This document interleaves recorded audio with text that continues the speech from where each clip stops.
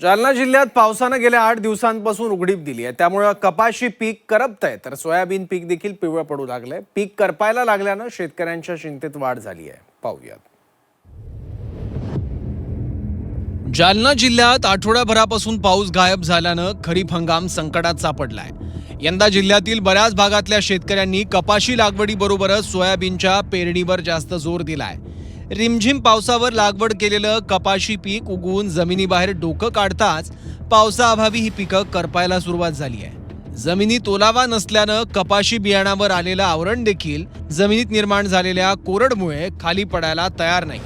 अनेक शेतकऱ्यांचं कपाशी पीक 2 पानावर असतानाच करपायला सुरुवात झाली आहे। त्यामुळे शेतकऱ्यांवर दुबार पेरणीचं संकट ओढवण्याची शक्यता वाटू लागली आहे। पावसानं दिलेल्या उघडीपीमुळे पेरणीवर केलेला खर्च देखील वाया जाण्याची भीती शेतकऱ्यांना वाटू लागली आहे। आज कापूस बियाणं आम्ही जमिनीत टाकले, ती उगून जळायला लागले। अजूनही पावसाचा आम्हाला 7 जुलैला अतिवृष्टी म्हणून झाली सांगितलं। आमची प्रशासकीय यंत्रणा देखील थट्टाच करते। आम्हाला कुठल्याही पद्धतीचं अनुदान मिळण्यासाठी वारंवार मागण्या कराव्या लागत आहेत। आज बियाणांचे खर्च करत असताना आम्ही आमच्या कोणता घास काढून दुकानदारांना पैसे देतो। खतही आम्हाला बोगस लागले झाले। आज बेसल डोस करायला तरी म्हणलं तर आज एक एकरला सरकीचा बॅग खर्चासाठी आम्हाला 5,000 रुपये खर्च येतो।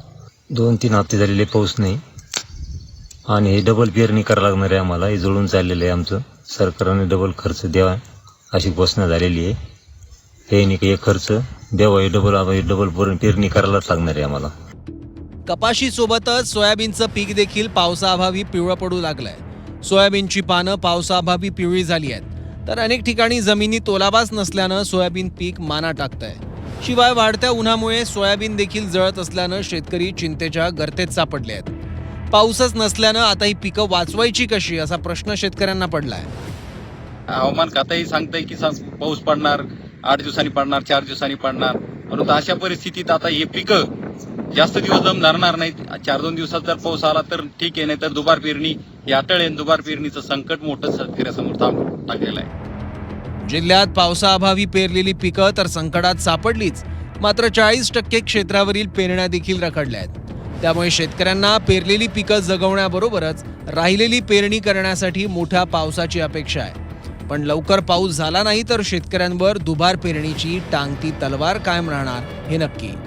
नितेश महाजन, झी 24 तास, जालना।